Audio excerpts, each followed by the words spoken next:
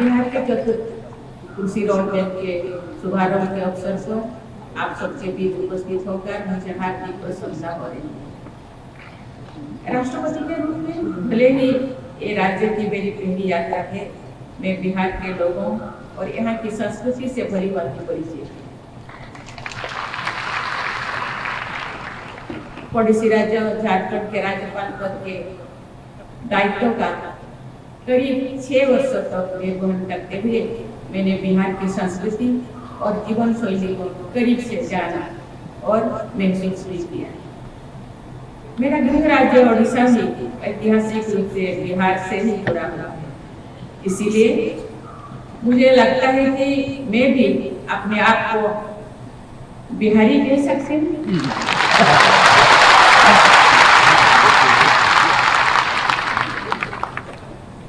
कृषि बिहार की लोक संस्कृति का एक अहम हिस्सा है। पोटोहिया, विदेशिया से लेकर कटनी और रोकनी गीतों तक की बिहार की लोक संस्कृति और साहित्य की यात्रा ने पूरी विश्व में अपनी पहचान बनाई। मैंने सूरीनाम की अपनी यात्रा के दौरान वहां पर पुरातन बिहार के झलक देखे। विशाल भौगोलिक दूरी और अलग अलग टाइम जोन में होते हुए भी बिहार से गए लोग ने जहाँ तक वहाँ और रहते हैं अपनी संस्कृति और परंपरा को संजोए रखा है, वही दूसरे और स्थानीयता में भी रोज बस गए हैं। देवियों और सजों, बिहार की सभ्यता विश्व की प्राचीनतम सभ्यताओं में से एक है। हम सब जानते हैं मानव सभ्यता के विकास और कृषि के बीच घनिष्ठ संबंध रहा है। कृषि बिहार की अर्थव्यवस्था का आधार है। कृषि और संबंध क्षेत्रों में न केवल राज्य का लगभग आधा कार्यबल लगा हुआ है, बल्कि राज्य की जीडीपी में भी इसका अहम योगदान है। इस प्रदेश की उन्नति के लिए कृषि क्षेत्र का सर्वांगीण विकास अत्यंत आवश्यक है। एक प्रशंसा की बात है कि बिहार सरकार वर्ष 2008 से कृषि रोडमैप का क्रियान्वयन कर रही है। मुझे ये जानकर खुशी हो रही है कि पिछले 3 कृषि रोडमैप के क्रियान्वयन के फलस्वरूप राज्य में धान, गेहूं और मक्का की उत्पादकता लगभग दोगुनी हुई है। साथ ही बिहार मशरूम, शहद, मखाना और मछली उत्पादन में भी अग्रणी राज्य में शामिल हो गई है। फॉर्म कृषि रोडमैप का शुभारंभ इस प्रयास को और आगे बढ़ाने की दिशा में महत्वपूर्ण कदम है। मुझे ये बताया गया है कि इस कृषि रोडमैप के अंतर्गत आगामी 5 वर्षों में फसलों के विविधीकरण, बेहतर सिंचाई सुविधा, भूमि और जल संग्रहण, बीज उत्पादन में आत्मनिर्भरता, जलवायु अनुकूल कृषि, फसल अवशेष प्रबंधन, पशु स्वास्थ्य प्रबंधन, भंडारण की सुविधा का विकास जैसे विषयों पर बल दिया जाएगा।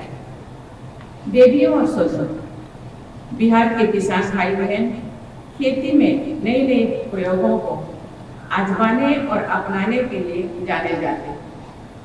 यही वजह है कि नोबेल पुरस्कार से सम्मानित एक अर्थशास्त्री ने नालंदा के किसानों को ग्रेटर देन साइंटिस्ट कहा।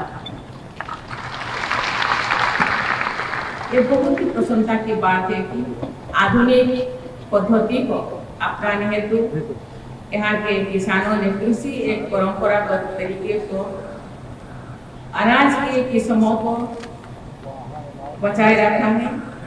ये आधुनिकता के साथ परंपरा के सामंजस्य का अच्छा उदाहरण है।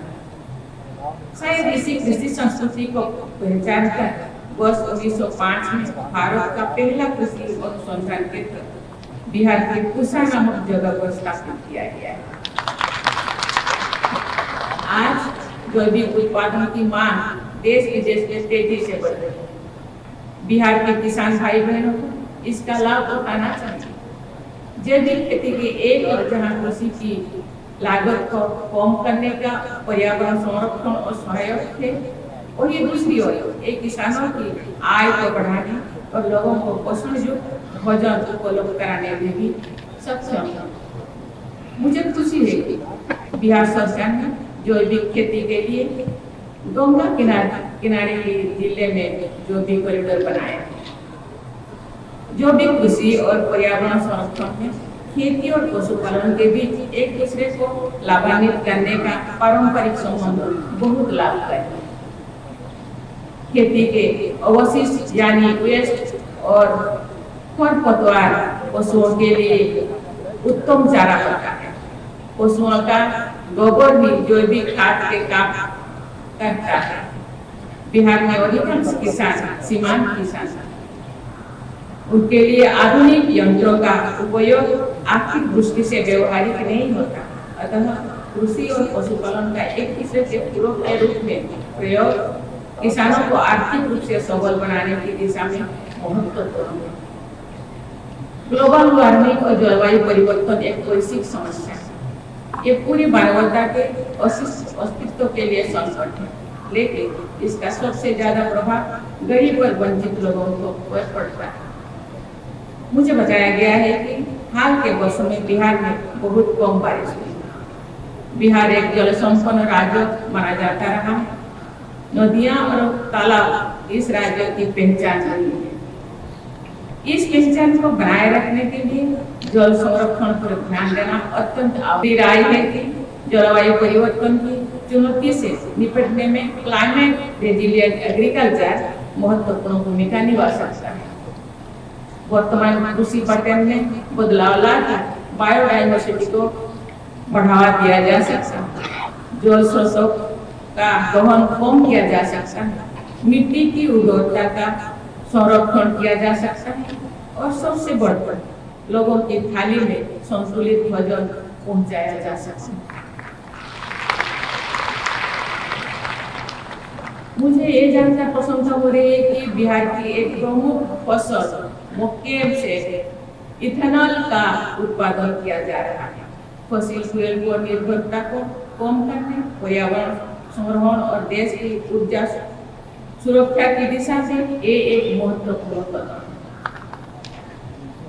सब्जियों और फलों का उत्पादन भी आर्थिक और पर्यावरण की दृष्टि से लाभदायक हो सकता है। बिहार अनानास, आम, केला, अमरूद और लीची का प्रमुख उत्पादन राज्य है। यहाँ पर गोभी, बैंगन, आलू, प्याज जैसी सब्जियां भी प्रचुर मात्रा में उगाई जाती हैं। बिहार के मखाना, कतरनी चावल, मोर्चा धान, जर्दालू आम, सही लीची और मौगी पान को जीआई टैग मिला हुआ है। लेकिन सब्जियों और फलों के बड़े पैमाने पर उत्पादन में भंडारण, परिवहन और बाजार जैसी समस्याएं सामने आती हैं। उचित भंडारण,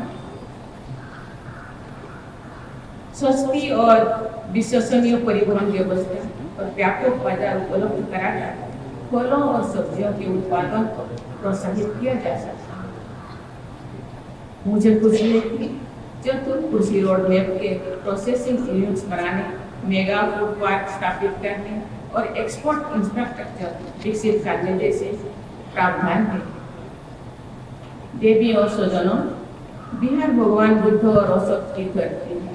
उन्होंने संपूर्ण मानवता को शांति और सद्भाव का पाठ पढ़ाया है।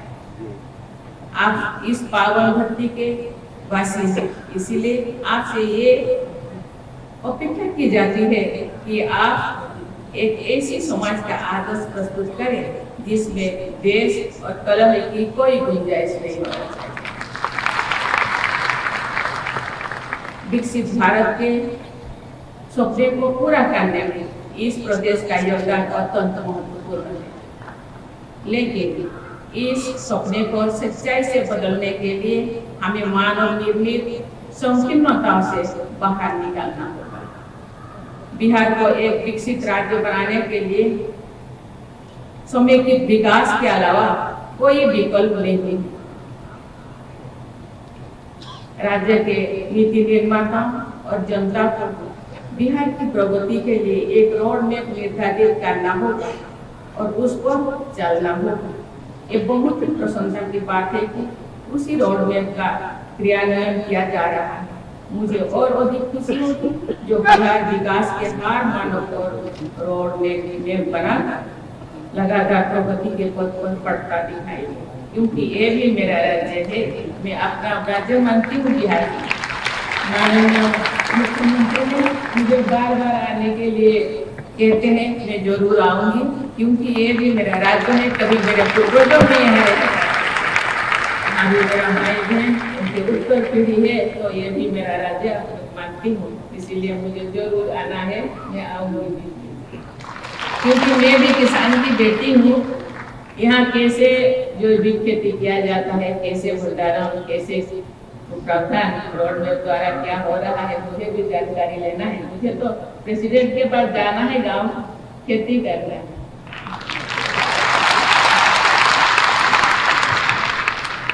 ये बहुत ही प्रसन्नता की बात है कि कृषि रोड मैप का क्रियान्वयन किया जा रहा है। मुझे और अधिक खुशी है कि जो बिहार विकास के हर मानव को रोड मैप बनाकर लगातार प्रगति के पथ पर बढ़ता दिखाई दे, चाहे वो स्वास्थ्य, शिक्षा, प्रति व्यक्ति आय हो, या सबसे बढ़कर हैप्पीनेस इंडेक्स।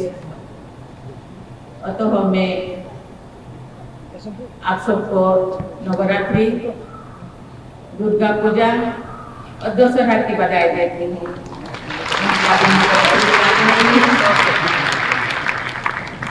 माँ दुर्गा की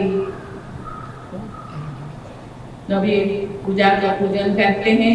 ये हम लोगों का बहुत सारे त्योहारों में से एक सबसे बड़ा त्योहार है। सबको बहुत बहुत बधाई। माँ दुर्गा की कृपा सदैव बिहार और बिहार वासियों पर बनी रहे। धन्यवाद। जय हिंद, जय भारत, जय बिहार।